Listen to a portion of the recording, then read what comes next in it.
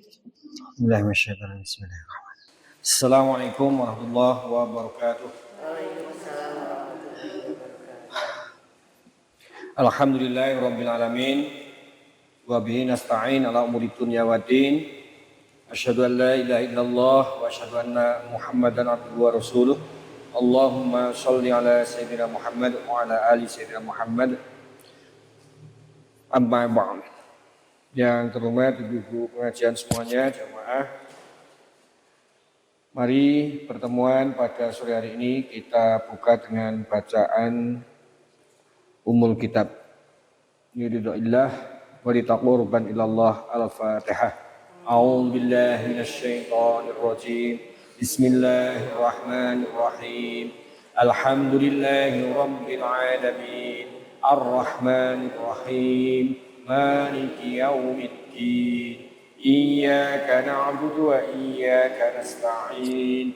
Ihdinas siratal mustaqim. Siratal ladzina an'amta 'alaihim ghairil maghdubi 'alaihim waladdallin. Amin. Sebelum saya lanjutkan, bahwasanya pada kemarin surat masih Al-Baqarah ayat 51 sampai 56 menceritakan tentang Bani Israel yang berpindah, yang diajak pindah oleh Nabi Musa, diselamatkan oleh Allah melalui Nabi Musa dengan perantara memukulkan tongkat ke lautan, kemudian lautan terbelah dan kemudian menyeberanglah para umat Nabi Musa ini, artinya meninggalkan tanah kelahiran mereka yang sudah maju, yang sudah bagus. Akan tetapi kaumnya Nabi Musa ini di situ dalam kemajuan itu hanyalah sebagai orang-orang yang terjajah. Itu dari kaum Bani Israel. Kaum terjajah kemudian berkeinginan untuk dimerdekakan dari penjajahnya, yaitu Fir'aun dan kaumnya Fir'aun dan tentaranya. Nah, dalam keterangan penjelasan tafsir ini ada yang menyebut kurang lebih 3.000, ada pula yang menyebut 70.000. Di dalam Quran surat Quran tafsir Jalalain dikatakan 70.000 orang. Sedang Al-Quran sendiri tidak menyebut jumlahnya. Maka bolehlah diperkirakan umatnya Nabi Musa itu diselamatkan kemudian menuju padang daerah yang waktu itu untuk menyelamatkan diri dari penjajahan yang disebut nanti pada ayat berikutnya. Baik, kita mulai di ayat 57. A'udzu billahi minasyaitonir rajim. Bismillahirrahmanirrahim. Enggak. A'udzu billahi minasyaitonir rajim. Bismillahirrahmanirrahim.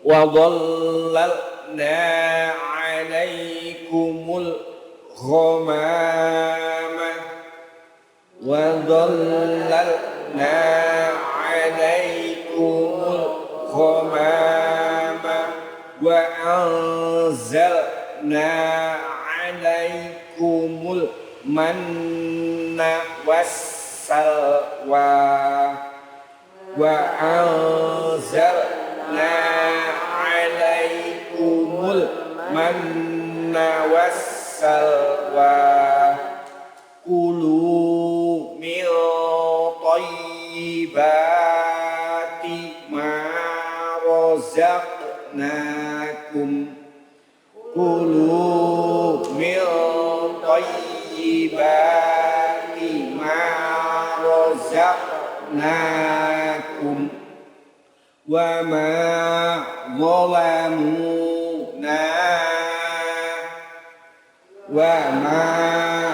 zalamuna walakin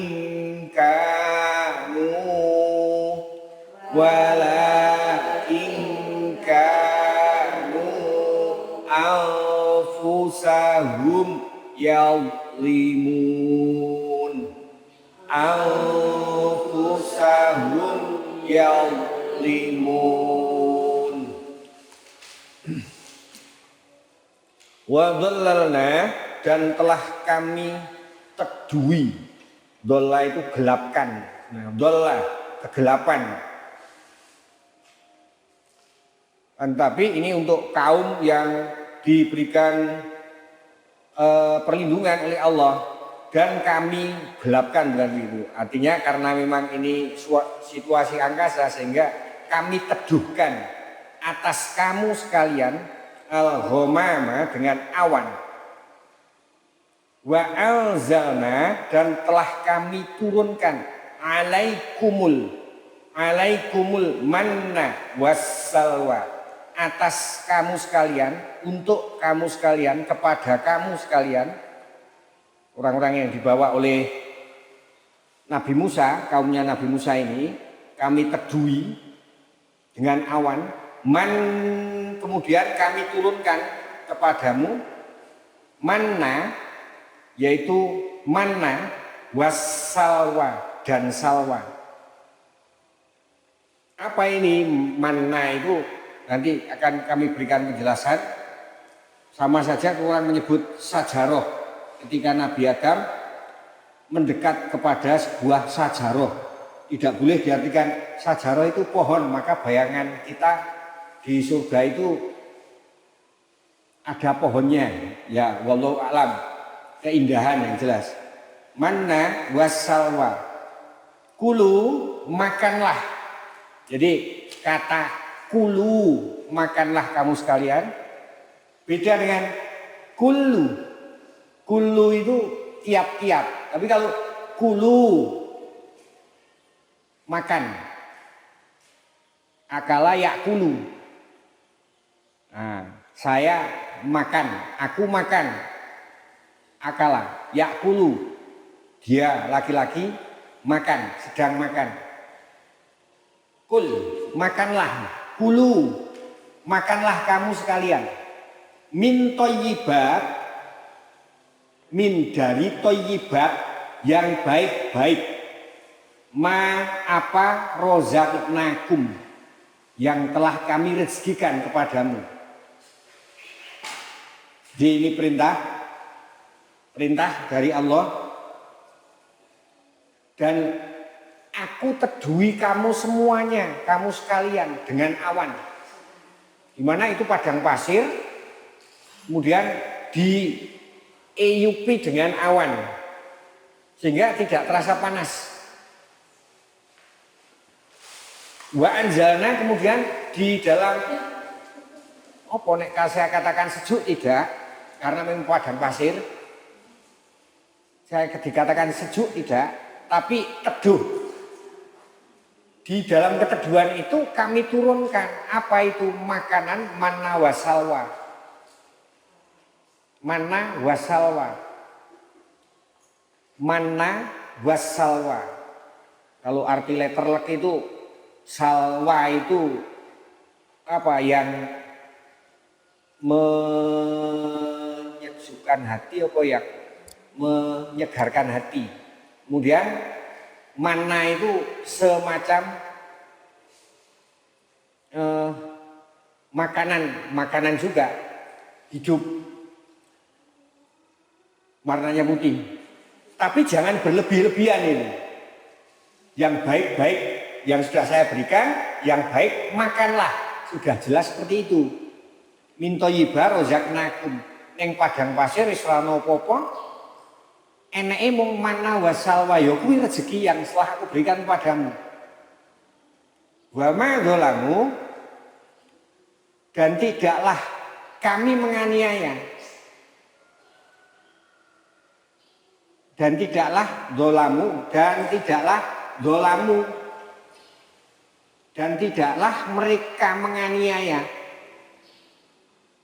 Nah, kami walakin kanu, akan tetapi anfusahum yadlimun, mereka sendirilah yang menganiaya. Jadi Allah tidak menganiaya mereka, tetapi diri mereka sendirilah yang menganiaya. Kenapa dikatakan seperti itu? Nanti penjelasannya dalam tafsir. Lanjut di ayat 58. Wa il qulna dkhulu wa il qulna dkhulu hadhil qaryata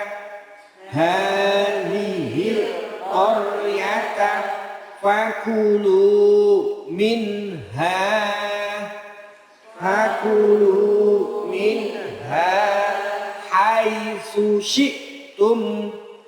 haitsu syi'tum raghadan wadkhulul baba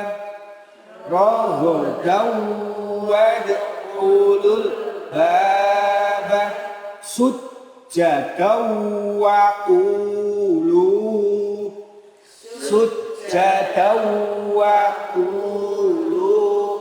hittatun naghfir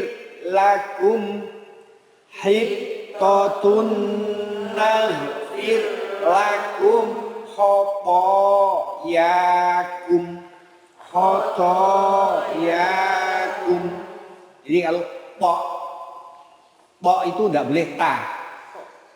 Po lidahnya agak dikeluarkan dan agak dibunderkan. Po khotoyakum.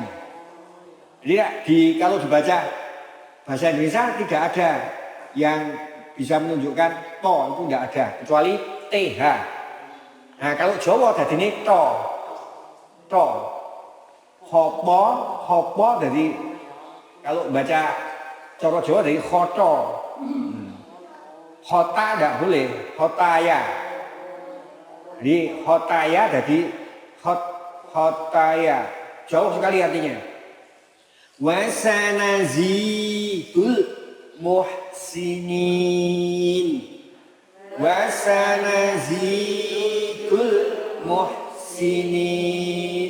Ini bedanya Arab dengan Indonesia. H hanya ditulis dengan H. Kalau ditulis dengan KH maka jadinya kho. Nanti kalau pada tulisan H sendiri, tulisan H itu penulisannya bagaimana? Nah, kalau dalam bahasa Indonesia jadi rucah, saya katakan. Ada di sana tanda apa itu? Seret kecil di bawahnya atau di atasnya. Kho, KH itu lebih mudah. Kalau H biasa itu H. Tapi kalau H biasa tulis H. Tapi kalau H ada kho. Kho itu ditulis KH ada garisnya. Tapi kalau H biasa itu baca H. Kemudian H yang beneran itu tulisannya seperti apa? Saya kurang begitu memperhatikan. Itu yang apa? Tulisan Arab Indonesia. Wa id qulna dkhulu, dan ingatlah ketika kami berkata udkhulu, masuklah hadhil qaryah, kamu sekalian ke dalam negeri ini. Fakulu maka makanlah minha daripadanya haitsu syi'tum makanlah daripadanya haitsu sebagaimana yang kamu kehendaki, rohodan dengan puas. Perintahnya jelas sekali tadi, masuklah ke dalam kota itu, masuklah kamu dalam negeri itu, dan makanlah daripadanya apa yang kamu kehendaki dengan puas.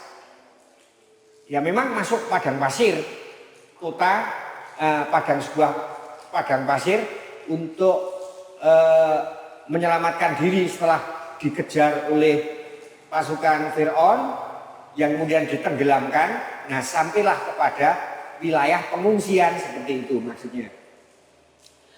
Rogoda haitsu syi'tuma. Haitsu syi'tum. Rogoda. Yang makanlah yang kamu kendaki dengan puas. Nek puas itu apa kudu kenyang? Biasanya ngoten nek ukurane nopo pemuas nafsu makan. Tapi namanya puas itu ditentukan oleh keinginan yang sudah terturuti biasanya. Kalau ibu-ibu, tapi kalau bapak-bapak beda. Wadkhulul baba dan masukilah babun al-baba pintu. Jadi babun itu pintu, biasa itu babun. Sujadan, masuklah pintu dengan sujud sajadah, sujud. Sujud itu merendahkan diri. Orang yang tidak mau sujud itu sombong karena tidak mau merendahkan diri. Sujud sajadah, baba sujadan, masuklah ke pintu itu, dari pintu itu, masukilah pintu itu. Sujadan dengan merendah diri. Wa qulu hittah dan berkatalah, ucapkanlah hittah. Lain ya, hittah dengan khintah. Hittah itu sama dengan perkataan yang minta ampun. Naghfir lakum. Hittah ucapan permohonan maaf, naghfir lakum. Khintah ucapan yang halus, naghfir lakum, minta ampunlah kamu. Khotoyakum, akan kesalahan-kesalahanmu. Khotoyakum, akan kesalahan-kesalahanmu. Dan khotoyakum ini sudah dari kata khotoun jadi khotoyakum. Artinya khotoyakum itu kesalahan yang otomatis jika diucapkan akan mendapatkan ampunan. Khotoyakum, niscaya akan kami ampuni kesalahan kamu. Wasanazidul muhsinin, dan akan kami tambah. Zada yazidu, akan aku tambah al-muhsinin, kepada orang-orang yang berbuat baik. Ihsan, berbuat baik. Muhsinin, orang yang berbuat baik. Lanjut 59. Fabat dalalladzina zalamu. Fabat dalalladzina zalamu qawlan ghairal ladzi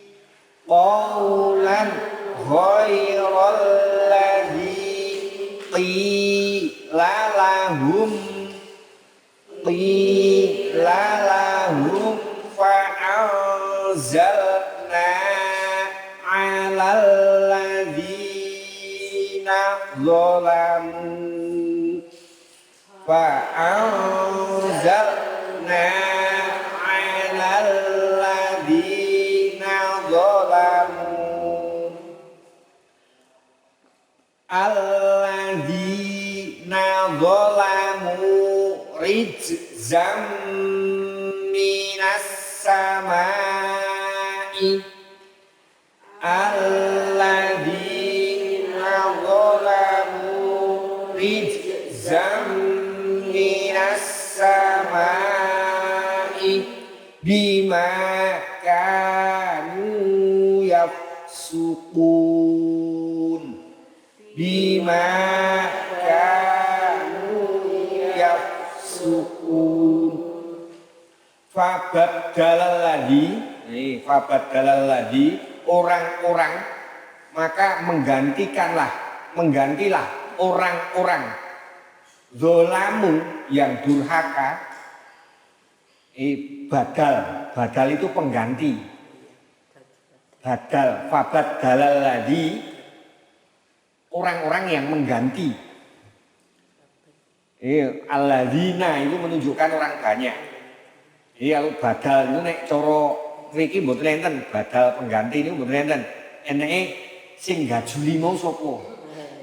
Padahal nek kata-kata gajuli niku ngen kula niku nendangi, ya. Beda jauh loh. Kula yang kaget gajuli iki apa to? Gajuli ganteni. Nek ganteni iki nggon aku, gajuli iki nggon aku iki nendangi. Qaulan fabat dalal ladzina dzalamu, maka menggantilah orang-orang yang durhaka, zalim, durhaka. Qaulan dengan kata-kata ghairal ladzi yang tidak diperintahkan. Ghairal ladzi qila lahum, dengan perkataan mereka yang diperintahkan kepada mereka. Fa'al qila lahum ghairal ladzi qila lahum, yang tidak diperintahkan kepada mereka. Fa'anzalna, lalu kami menurunkan. Kami di sini Allah.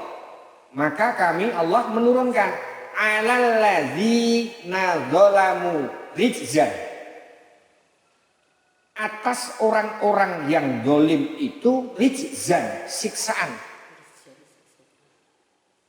Minas samai, dari langit, bima kamu yafsukun, oleh karena mereka telah fasik. Fasik itu melanggar perintah atau melakukan dosa besar. Fasik. Lain kalau dengan kafir. Kafir itu menutup atau menolak. Kafir ingkar sama. Tapi kalau fasik melanggar. Lalu kami oleh Allah, kami Allah turunkan atas orang-orang yang zalim itu, durhaka, aniaya, apa? Rijzan, siksaan, minas samai, dari langit, bima kanu yafsukun, karena oleh karenanya mereka telah melanggar perintah. Lanjut 60 dodowo nih. Wa idzis Musa liqaumihi. Wa idzis Musa liqaumihi faqul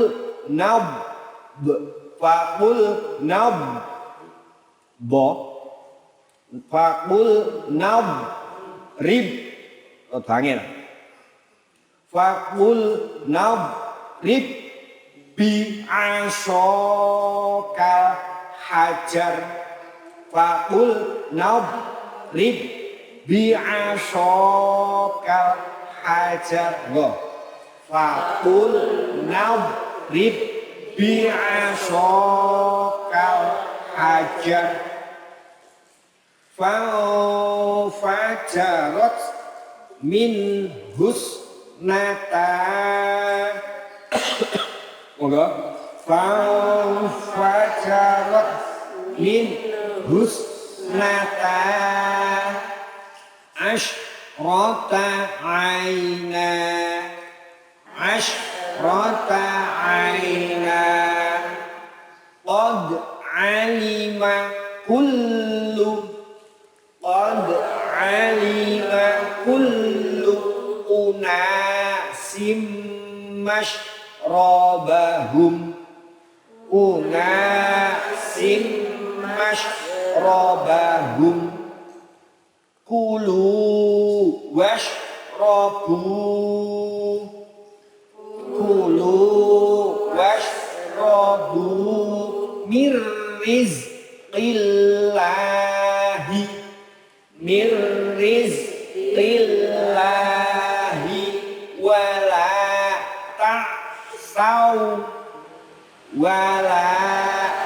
ta'saw fil ardi mufsidin.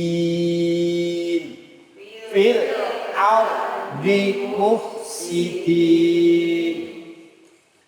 Wa idistasqa, dan ingatlah Musa seketika Musa memohonkan liqaumihi, memohonkan apa? Tasqa ini air, memohonkan air untuk kaumnya, memohonkan air untuk kaumnya karena di padang tandus yang dipakai untuk mengungsi itu. Dan ingatlah ketika Musa memintakan air liqaumihi untuk kaumnya, faqul nadrib, maka kami Allah katakan, idrib, pukulkanlah, bi'asokal hajar, dengan tongkatmu kepada batu itu. Hajar itu batu. Tongkatnya Nabi Musa yang dipakai untuk membelah laut itu, dipukulkan laut, membelah. Kemudian ini oleh Allah, pukulkanlah tongkatmu ke batu itu. Karena mengapa kok dipukulkan ke batu? Karena Nabi Musa minta kepada Allah untuk diberikan air. Berikan air, kemudian Allah memerintahkan, ini loh tekanmu ini tutuk noning watu. Fangfajarot,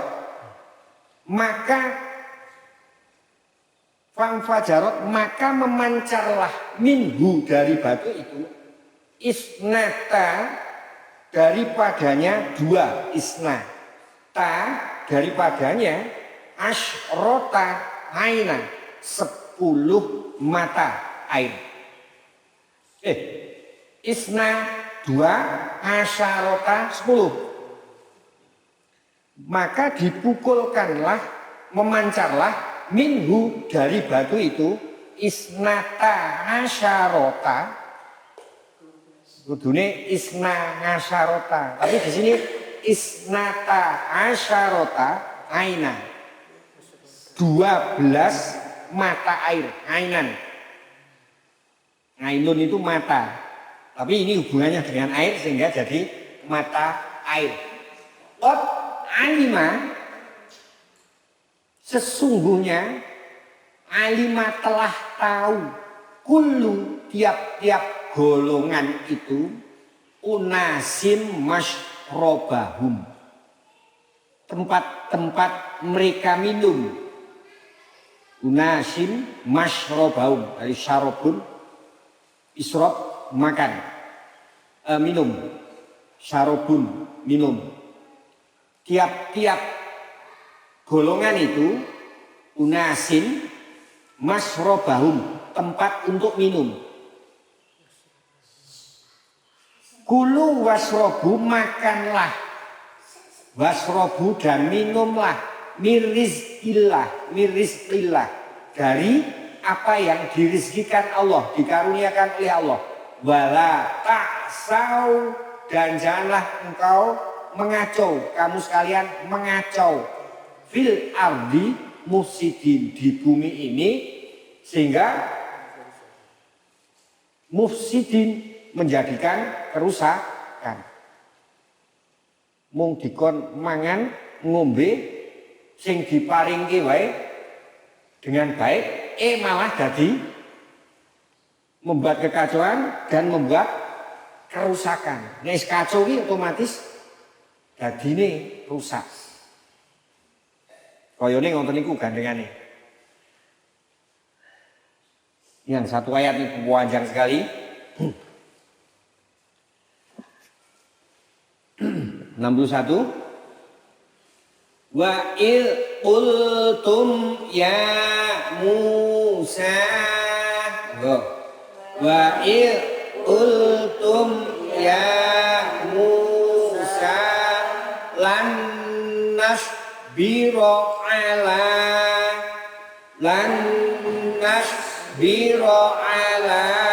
ta'amin wahidin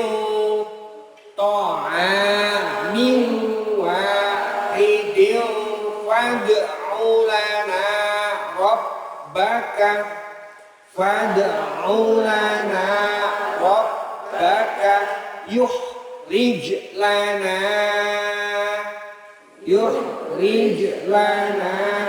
mimma tumbitul ardu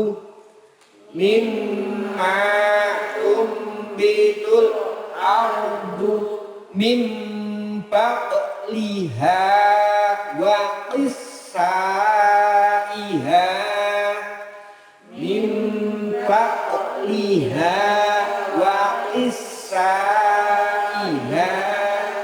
wa fumiha wa adasiha wa basoliha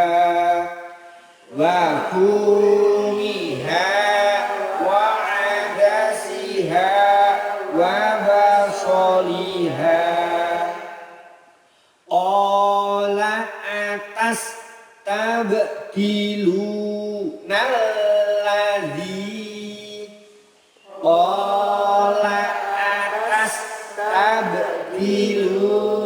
alladhi huwa adna billadhi huwa khair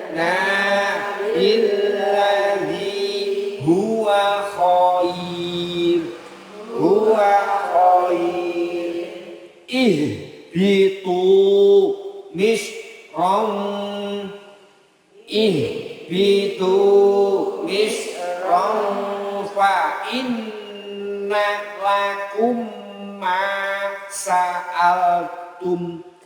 fa inna lakum ma sa'altum wa duribat alaihimudz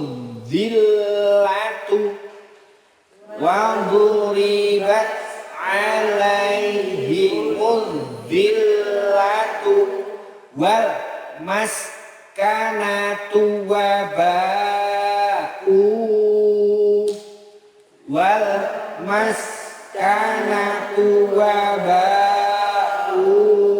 bi ghadabin minallah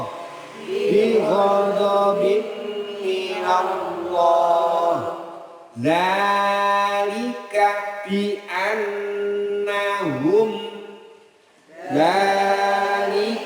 bi annahum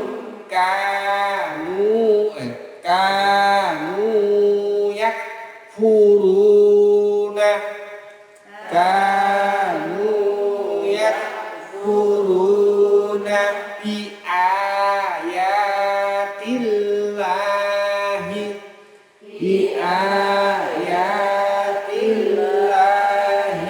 wa yaqtulunan nabiyina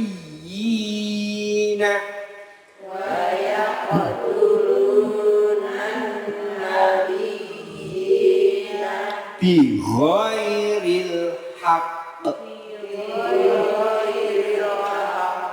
dzalika bima asaw wa kanu ya'tadun dzalika bima asaw wa kanu ya'tadun wa qultum ya Musa, dan ingatlah ketika Nabi Musa berkata, dan ingatlah ketika kamu berkata, wahai Musa, dan ingatlah ketika kamu sekalian berkata, ya Musa, wahai Musa, lan nasbiro, tidaklah kami tahan. Dari kata sobar, sobar itu menahan. Lan nasbiro, tidaklah kami akan tahan. Aku arwira kuat. Ala to'amin, atas makanan wahidin yang hanya siji tok, semacam. Nalikane kaumnya Nabi Musa itu ngomong, hei Musa, aku orangnya arep tahan. Lan nasbiro ala to'amin, nek mung sak macem panganan iki wahidin, mung sak macem panganan to'am wahidin, to'amin wahidin, panganan siji sak macem. Fad'u lana, sebab itu suwono untuk kami Rabbaka, kepada Tuhan engkau, jalukno nyang Gustimu, yuhrij lana, supaya ditokake mimma tumbitul ardi, dari tumbitul tumbuh-tumbuhan al-ard bumi, mimba liha, keluarkan untuk kami apa? Tumbuh-tumbuhan, sesuatu apa yang ditumbuhkan dari bumi. Jadi apa itu vitamin nabati ya? Tumbitu. Jadi dari kata taknya dihilangkan karena itu domir, nabati. Jadi tumbitul ardi.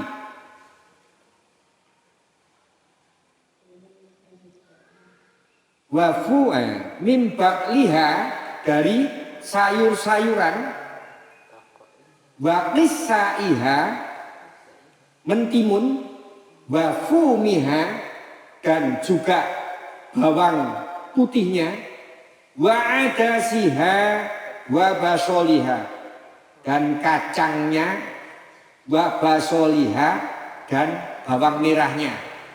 Ternyata ada dalam Quran itu. Ini tadi dikeluarkan ketika lapar, diberikan rezeki apa itu? Manna dan salwa. Kok nek mung pirang-pirang dino kaya ngono kuwi terus, akhirnya kaumnya ndak tahan. Nek nggon pengungsian kok jaluke sayuran sing dibumboni kacang-kacang, bawang putih, bawang merah, begitu. Ketika sama makanan seperti ketika di tanah merdeka. Di tanah merdeka, di situ dia hanya sebagai orang yang terjajah. Tapi sementara di pengungsian mereka merdeka. Arep maemmopo wae oleh ning eneke panganan mung siji niku, mung loro niku, manna dan salwa. Jadi ora tahan nganti jomene kok sasen-sasen. Baru beberapa hari saja nek koyo ngene iki terus ora kuat aku. Nah, di saat-saat sedih kan seperti itu. Qala, berkatalah dia, atas tabdilunal ladzi, akankah kamu tukar? Atas tabdilunal ladzi huwa adna bil ladzi huwa khair. Opar mbok ijoli, adakah kamu tukar yang amat hina itu, dia adna bil ladzi huwa khair, dengan sesuatu yang amat baik. Maksudnya nek wis kepenak kaya ngene iki ora direksa karo wong, apa mbok jolke kondisi enak kaya ngene iki karo sing apik-apik pangananmu kuwi gitu. Maksudnya seperti itu kan. Ihbitu misra. Nek ngono kowe njaluk kaya ngono iki panganan kaya ngono iki, ihbitu misra. Ana lunga ning Misra, Mesir. Bali kono ning Mesir. Nah, Nabi Musa sampai marah seperti itu. Atasnya Nabi, yo ono jengkele. Bab mangan kok jadi ribut. Balik ono yang Mesir gitu. Ihbitu Misra. Itu kata ihbitu itu kaya wong Mesir gitu. Oh, balik ono. Nek bapak-bapak, balik ono ning mbokmu ngono iku ya. Ning ora ono. Ihbitu Misra, bali kono ning Mesir. Fa inna lakum ma sa'altum. Nek maca tafsir iki mung apa terjemahan ini enek iki mung kepengin guyu wae. Jenenge rembug wong Bani Israil iki ora nonteke iki. ihbitu misrom fa inna lakum ma sa'altum. Balik orang yang Mesir. Sesungguhnya di sana apa yang kamu masalahkan itu ono. Apa yang kamu persoalkan itu fa inna lakum ma sa'altum, apa sing mbok karepe iki mau ning kono ono. Ono balik kono. Wa dzuribat alaihimul dzillatu wal maskanah. Dan dipukulkanlah atas mereka itu apa? Alaihimul dzillah, atas mereka wal maskanah, kehinaan, waba'u bi ghadabin minallah, dan kerendahan yang sudah digodobkan, dimarahi, dimurkai oleh Allah. Apa-apa ono ning kono ono, ning yo kuwi Allah betul-betul memarahi kamu, memurkai kamu. Penjalukane koyo ngono kuwi balik rono, tapi apa-apa ono ning kono, ning yo kuwi Gusti Allah duka. Zalika bi annahum, yang demikian itu kanu yakfurun, karena mereka ingkar, kufur bi ayatillah, dengan ayat-ayat Allah. Artinya di situ adalah perintah-perintah Allah itu. Wa yaqtulunan nabiyyin, dan mereka membunuh kotala, membunuh para nabi bighairil haq, dengan cara yang tidak pantas, bighairil haq. Zalika bima asawakanu yaktadun, yang demikian itu bima asawakanu, mereka dikarenakan mereka telah durhaka, wakanu yaktadun, dan mereka telah melampaui batas. Nah, buku semuanya ini kita kupas dari tafsir ini pada ayat yang 57 di awal. Kami peduli kaumnya Nabi Musa itu dengan awan. Jadi ketika ia sudah sampai di pantai penyeberangan, itu di sana itu tandus, wilayahnya tandus dari Mesir yang negerinya dipimpin oleh Fir'aun itu sudah kecukupan semua. Kemudian karena Fir'aun ini mengaku sebagai Tuhan, sehingga apa? Nabi Musa mesake kaum-kaumnya, terus diajak mengungsi dengan melewati laut tadi yang sudah dibukakan jalannya oleh Allah melalui tongkatnya Nabi Musa. Nah, di tempat pengungsian itu tandus, kering, Mesopotamia itu. Mesopotamia itu kalau sekarang menurut peta itu daerah antara Irak, Iran, kemudian Turki di daratan lama. Ya, Turki itu kurang tanah wilayahnya subur tapi banyak bebatuan. Ya podo Mekah. Ada tanah yang, ada wilayah yang subur, ada yang wilayah berbatu. 40 tahun lamanya mereka tertahan di Padang Tih itu. Tih. Jadi Padang Tih itu sekarang daerah saya katakan Mesopotamia ini. Sebagai hukuman karena mereka tidak berani masuk ke negeri yang dijanjikan. Sebagaimana kelak akan ada ayat yang lain menjelaskannya. Tetapi sungguh pun 40 tahun di padang belantara itu, mereka walaupun belantara kering, mereka selalu dilindungi dengan awan, dipayungi dengan awan. Sehingga tidak panas tetapi teduh. Kalau tidaklah ada tudungan awan, niscaya mereka sudah mati. Nah, karena teriknya panas matahari di padang pasir, ini suatu rahmat Allah yang mereka terima. Meskipun mereka di padang T itu sedang dihukum. Mengapa dihukum? Karena disuruh beribadah seperti yang diajarkan oleh Musa, malah justru mereka membuat Tuhan sendiri dengan membuat patung lembu ya. Wis ora kena dilekke meneh. Maka patutlah dihukum mereka meskipun dihukum yang isih dilindungi gitu. Patutlah mereka mensyukurinya, yo dihukum yang isih dilindungi. Kemudian masa itu juga mereka diberi makanan yang bernama manna dan salwa. Nah, manna itu adalah karunia dan salwa itu adalah penawar hati. Artinya seperti itu. Manna karunia Allah, menilik dari artinya. Tetapi yang dimaksud adalah dua macam makanan yang enak yang dianugerahkan oleh Allah kepada mereka. Dalam satu riwayat yang diriwayatkan oleh hadis yang diriwayatkan oleh Mundir dan Ibnu Hatim dari Ibnu Abbas,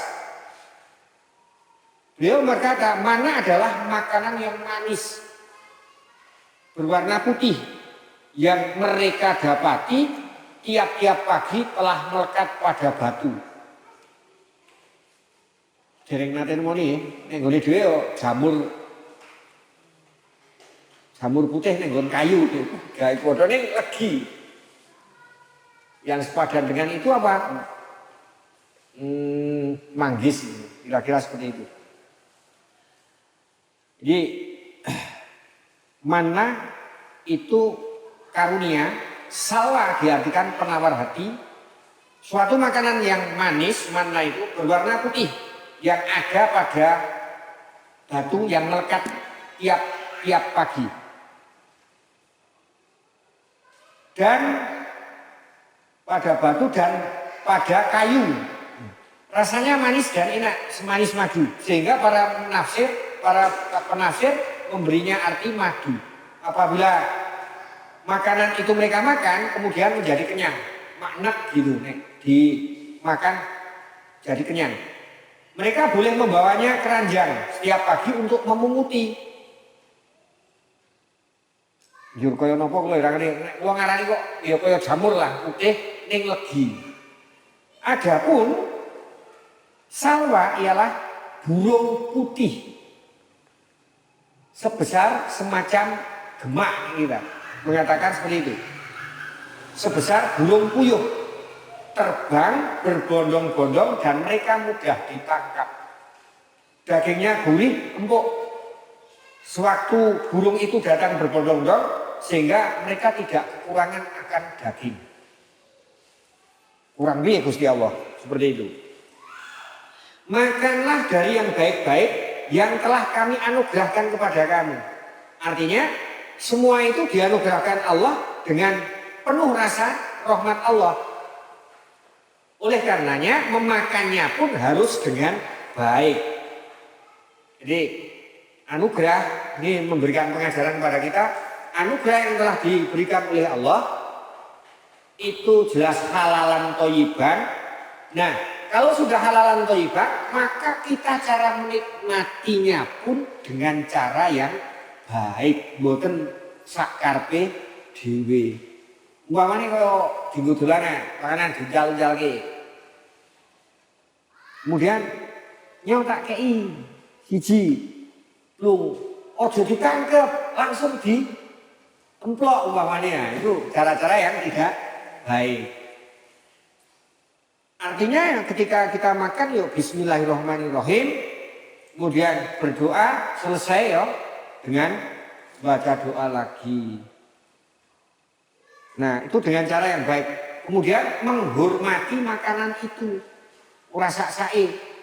Jadi ada satu riwayat mengatakan makanan yang kita makan meskipun satu piring, satu porsi, tetapi ketika ada satu nasi yang jatuh, maka jika memang itu bisa dibersihkan, bersihkan.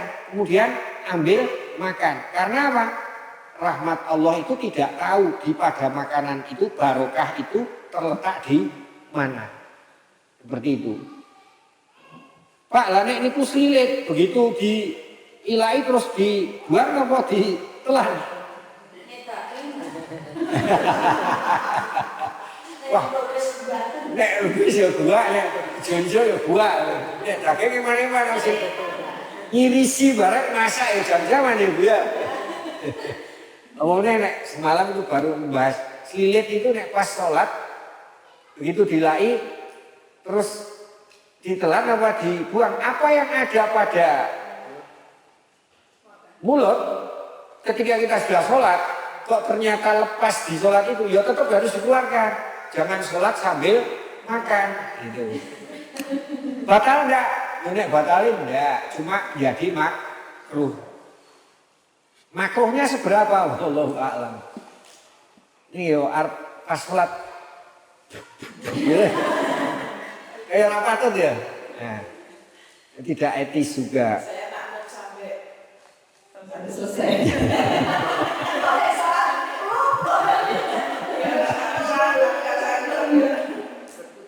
Itu memang di situ tuh ya bingung Pak ya. Ini harus ditokke kayak ngendi? Omong kantongi, nggak apa-apa lah. Gue tekan rumah di sekolah belum nih Pak. Kalau semalam itu di kajian kitab itu, yo ditokke. Ini berarti nih ditelan artinya apa? Sholat sambil makan. Batal enggak?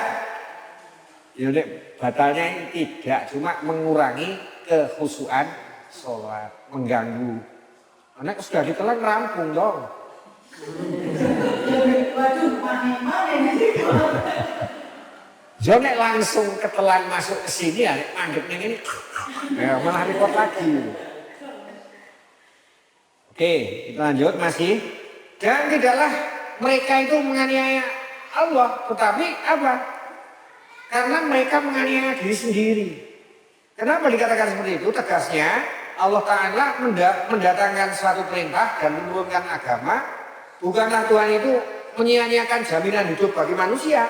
Bahkan diberinya perlindungan dan makanan yang cukup sebagai tanda rasa syukur kepada Allah. Patutlah mereka beribadah kepadanya, menyembah kepada Allah. Kalau nikmat Tuhan, nikmat Allah tidak disyukuri, maka sengsaralah yang akan menimpanya. Maka ketika sengsara itu menimpa, janganlah Tuhan disesali di bawah-bawah, tetapi sesalilah diri sendiri. Dan Tuhan tidak akan teraniaya oleh perbuatan manusia. Perbuatan manusia tidak akan ada pengaruhnya sama sekali terhadap apa yang menjadi kuasa Allah. Misalnya jikapun manusia durhaka kepada Allah, tidaklah Allah akan celaka akan kedurhakaan manusia itu, melainkan manusia sendiri itu yang akan celaka. Nek arep mustai Gusti Allah percuma, tidak akan bisa mengurangi kekuasaan Allah, tidak akan mengganggu kekuasaan Allah. Justru malah dirinya sendiri yang celaka. Kemudian pada ayat 58, setelah mereka dikeluarkan dari tempat penghambaan di Mesir, kan waktu itu dipaksa untuk menyembah Fir'aun. Dijanjikan kepada mereka tanah pusaka yang mereka tempati pusaka nenek moyang itu, yaitu tanah Kanaan atau tanah Mesopotamia yang sekarang ini yaitu antara Palestina dan Yordania. Maka sampai sekarang geger terus itu, tidak akan ada akhirnya. Masuk ke sana itu tidaklah secara melenggang saja, urajul enak-enak kok gitu, melainkan kembalinya ke kota asal nenek moyang itu ya kamu leha-leha terus ngebublem itu enggak, tetapi harus dengan sebuah perjuangan. Meskipun mereka berjuang tidak dengan berperang, hanya sekedar mengikut Nabi Musa diselamatkan. Nah, ujian perjuangannya di mana? Ya di tempat pengasingan itu mereka berjuang bukan dengan pikir dan energi berperang, tetapi apa? Menahan pola makan yang sudah pernah dirasakan, kemudian istilahnya itu berjuang dengan makan makanan apa adanya. Nah, kula nggih mboten saged mbayangke sakniki jamane penak mangan napa-napa enten njur umpama sore tekan titi wancine ana jaman perjuangan apa aku ya betah ngeleh. Saiki arep mau nyari masakan apa saja ting teko. Njur sesuk ini jaman perjuangan, umpama teko wayahe jaman perjuangan apa ya aku kuat. Tapi insya Allah kita sudah ditempa dengan puasa, tidak makan siang hari, meskipun pada malam harinya balas dendam. Itu kita sudah dilatih dengan puasa sunnah juga seperti itu. Nah ini nek wong Israel, wong pinter-pinter. Ombian panganan kono akeh, saiki mung dikeki panganan jamur siji, pengen mangan enak kon uyak-uyak manuk. Kayak kuwi lagi bar digoreng, dimasak. Manuknya apa? Puyuh. Nah, seperti itu. Kan bedet yo. Hei Musa, aku jaluk karo Gusti Allah. Nek mangan kono terus ora tahan. Ora tahan. Maka sepatutnya wis ana kaya ngono kuwi wae kudune wis disyukuri. Nek ora gelem syukur, ya cilaka tenan. Tanah nenek moyang yang dijanjikan akan kembali lagi ora bakal kelakon. Karena apa? Mereka tidak mau merasakan beratnya perjuangan. Nah, tidak kita masuk ke daerah yang kita dulu enak, ya orang melenggang tok, gitu. Kepada mereka diberikan perintah dengan cara menaklukkan sebuah negeri. Hasil bumi itu boleh dimakan, sebab menjadi hak mereka. Sebab boleh kamu makan dengan puas dan gembira. Dan ketika masuk dengan runduk, masuk dengan patuh, jangan sombong. Jangan membangkitkan sakit hati pada orang lain dan seterusnya. Bersyukurlah kepada Allah yang telah mengaruniakan dan dikaruniai kemenangan yang telah diberikannya. Ucapkanlah dengan perkataan yang mengandung semangat memohon ampun kepada Allah.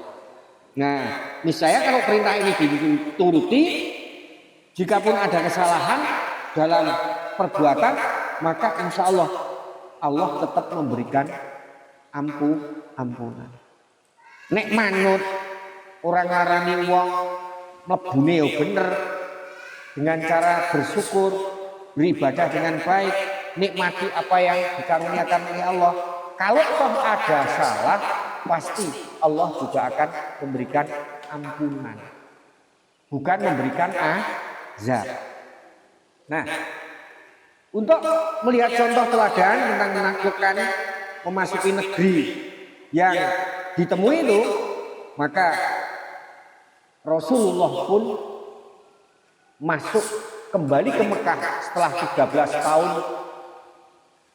mengungsi di Madinah, masuk kembali ke Mekah meskipun ditakuti oleh orang Mekah. Rasulullah tidak dengan semena-mena. Apa itu? Peristiwa apa itu? Fathul Makkah. Dupeh dibedeni wong Mekah do gila kabeh, krungu suarane unta beratus-ratus dengan pasukan kudanya, senjata lengkap. Penduduk asli Mekah yang ketika itu 13 tahun ditinggal oleh Rasulullah tidak semena-mena. Ya Rasulullah, gimana ini?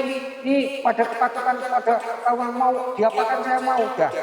Yang mau masuk masjid selamat. Yang mau masuk rumahnya para sahabat selamat dan seterusnya. Ya udah, akhirnya mereka pun merasa nyaman. Maka Rasulullah masuk di suatu negeri, meskipun itu negerinya sendiri, tidak dengan cara yang sombong, gitu. Ini sebuah teladan. Kemudian di pangkal ayat 59 yang artinya maka menggantilah orang-orang durhaka itu yang disuruh untuk berkata hittatun naghfir lakum, berkatalah dengan lemah lembut untuk memohon ampun. Hittatun naghfir lakum, mereka justru berkata dengan kalimat yang tidak diperintahkan, konmuni hittoh, tapi mereka justru berkata hintoh. Ngomong sing halus, ya Allah, kula nyuwun pangapunten. Mereka malah justru tidak ngomong hintoh, tapi ngomong hintoh. Hintoh itu artinya apa? Gandum. Kon ndonga njaluk ngapura malah muni gandum, gandum, gandum. Hintoh, hintoh, hintoh. Nabi Musa keri mboten kupinge? Ya keri. Dupeh apa? Panganan mau ana werna lur kalih ngene iku. Mana wasal wa wis jeleh. Eneng mana wasal wa terus bar kuwi kon nyuwun karo Gusti Allah hitta kunna fir lakum khotoyakum. Nyuwun pangapura karo Gusti Allah, niscaya kesalahanmu akan dimaafkan.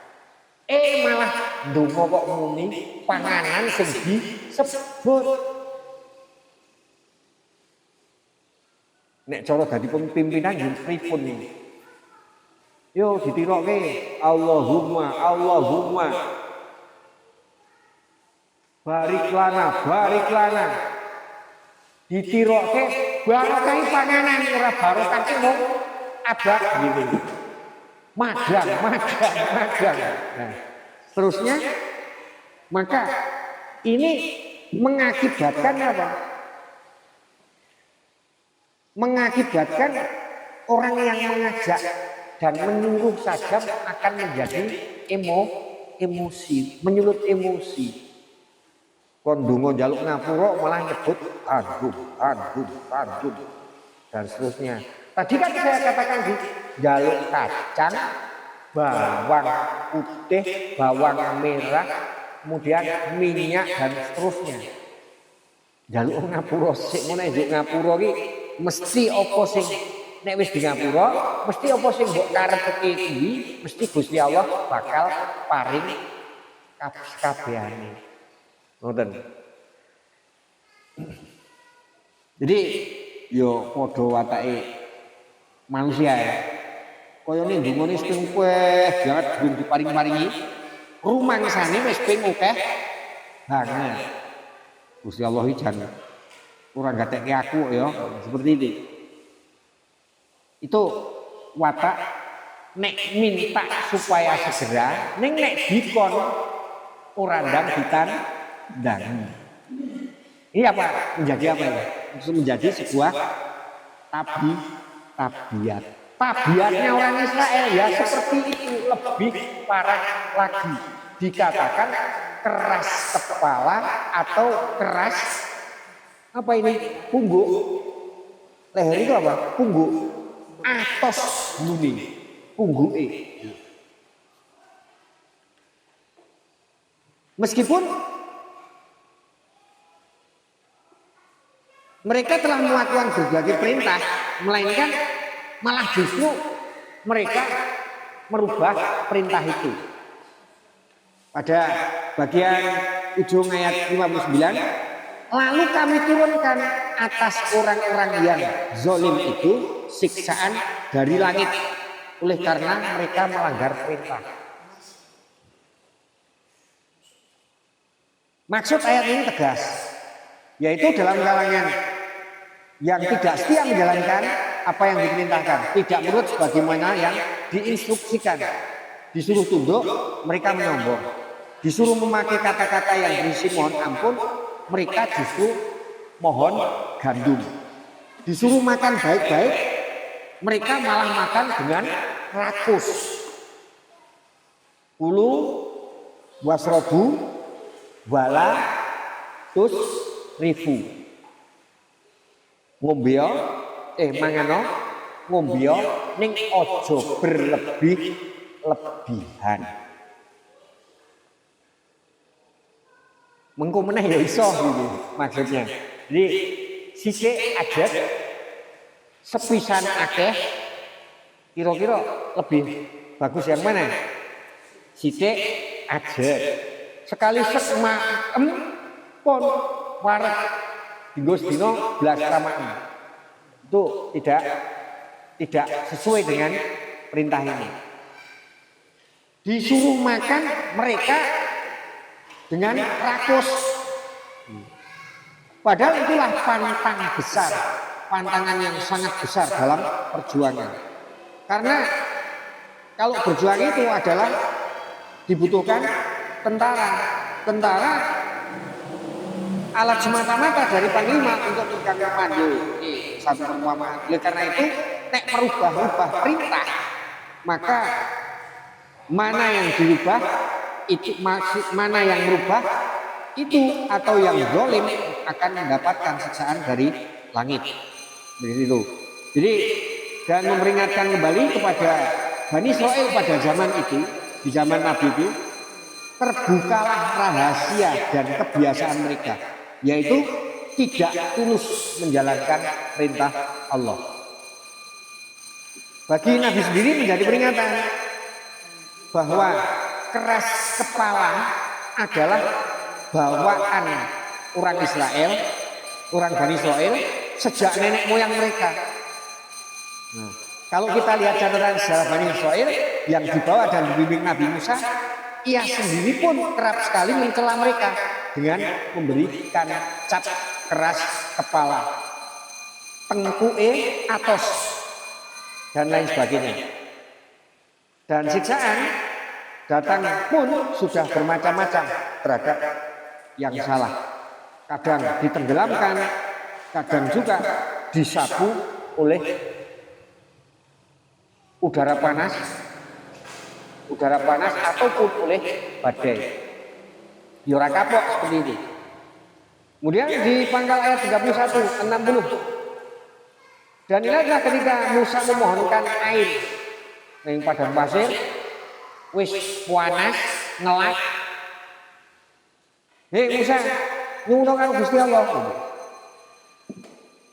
Musa memohonkan air untuk kaumnya, lalu kami katakan, pukullah dengan tongkatmu kepada batu itu.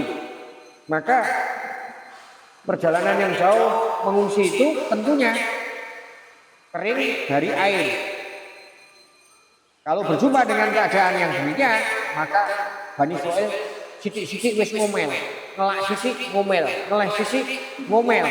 Nabi Musa nih jengkel melepaskan kata-kata yang menunjukkan cemen dari saat ini ngoten. Kaya bayi mengkon ngeleh sidik ora kuat. Musa, mengapa kami dibawa ke tempat ini? Mengapa kehidupan kami yang senang dulu cukup air, cukup makanan di Mesir, malah dijak ini ngomong ini. Piye to Musa ini? Dibawa ke tempat yang kering seperti ini. Apa aku kok mati kenas dan lain sebagainya. Walaupun Musa pun memohon kepada Allah agar supaya diberi air, maka memancarlah dari batu yang telah dipukul tadi 12 mata air, yang mana sebanyak 12 golongan dari Bani Israil itu. Sesungguhnya sesungguhnya telah tahu tiap-tiap golongan itu akan tempat minum air itu. Dan mereka sebagai rahmat turunnya manala sama disuruhnya juga kepada mereka agar mereka kiyo banyu wis ini, panganan ya wis ono, mbok wis dhisik disyukuri. Seperti itu. Makanlah dan minumlah dari karunia Allah dan janganlah kamu mengacau wis ono kuwi panganan gitu. Ning malah gawe kacau. Nek mau ngene kok yo sing arep rasake panganan piye? Ora ono bawang, ora ono bumbune. Ini diingatkan kembali banyak kepada Bani Israil. Demikian besar nikmat Allah kepada manusia pada umumnya. Jangan sampai nikmat yang telah bertumpuk ini bagi kita teko gur lali tentang kita diberi nikmat. Sehingga apa? Yang terjadi akhirnya saling menjarah. Nah, kono, ayo jikok wae kono dan lain sebagainya. Nah, ini Bani Israil ini enake mung ngomel karo menggerutu. Menggerutunya pun. Nah, pokoknya surah trimo lah. Wa'wu nek cara mriki nggih, wa'wu. Kono ngono mangan. Sih, arep butuh sik kon uyak-uyak. Ketika itu di pangkal ayat 861, wahai Musa, tidaklah kami akan tahan nek mung atas makanan yang semacam ini apa? Ya mana? Rada enak sithik apa? Salwa. Tidak akan tahan. Oleh sebab itu mohonkanlah untuk kami kepada Tuhan Engkau supaya dikeluarkan untuk kami dari apa-apa yang telah ditumbuhkan ke bumi. Kemudian kami sudah terlalu ingin merasakan perubahan makanan. Jangan hanya dari mana ke salwa begitu loh. Ratrimone pada ayat 61 ini. Ya ono sayur mayur, ono timune, ono bawange, ono kacang meraih dan seterusnya. Mendengar permintaan itu, Nabi Musa justru kaya cah bayi. Oh, ternyata nyalimu mung sakmono kuwi to. Nabi Musa menjawab, adakah hendak kamu tukar mana wasalwa itu dengan nikmat yang amat hina dengan barang yang baik? Terus panganan opo-opo ono ning sampean derajat wong ditindes gitu. Nabi Musa berkata seperti itu. Iya panganan oke ning kowe kan duweni hak mangan nek ora dikon karo julagane. Mengapa Nabi Musa menyambut dengan perkataan ini? Karena mereka minta demikian, karena mereka teringat akan makanan ketika masih di Mesir. Maka dari itu mereka pantas disebut pengecut. Walah pengecut kowe iki. Ngeling-kelingan sing enak-enak kok, sing ngekosone, sing eleke sampean ora dieling-eling. Bener arep butuh margarin ono, arep butuh kue ono, panganan apa-apa ono. Ning ora iso mangan ketika nih hak kemerdekaan itu dirampas. Maka lebih baik napa nek cara pepatah itu hidup berkalang tanah daripada apa Bu Numan?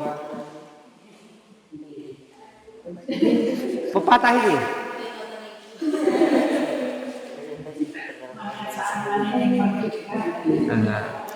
Ini zaman mendadak itu ada lebih baik hidup berkalang tanah daripada hidup kuwi lah lali ya wis orang mulang bahasa Indonesia tadi. Itu idaman pada kata-kata perjuangan di masa penjajahan seperti itu. Lebih baik mati berkalang tanah daripada hidup di bawah kaki penjajah.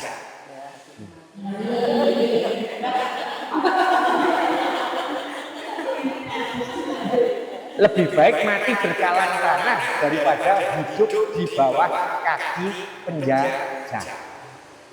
Yaitu iskariman aumut syahidan.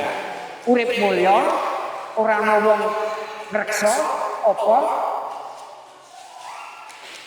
aumut syahidan atau mati syahid. Pilihannya kan dua itu ketika hidup zaman penjajahan. Ini masih panjang, sudah setengah 6 lebih. Besok kita teruskan, mulai balik 5 menitnya adan. Baik, itu Bapak Ibu semuanya, mari kita akhiri dengan tasbih bersama-sama. Shadaqallahul adzim. Kurang lebihnya mohon maaf. Kita akhiri dengan bacaan alhamdulillahirabbil alamin. Doa kafaratul majlis. Monggo. Subhanallahumma wa bihamdika asyhadu an la ilaha illa anta astaghfiruka wa atubu ilaik. Kurang lebihnya mohon maaf. Assalamualaikum warahmatullahi wabarakatuh. Waalaikumsalam.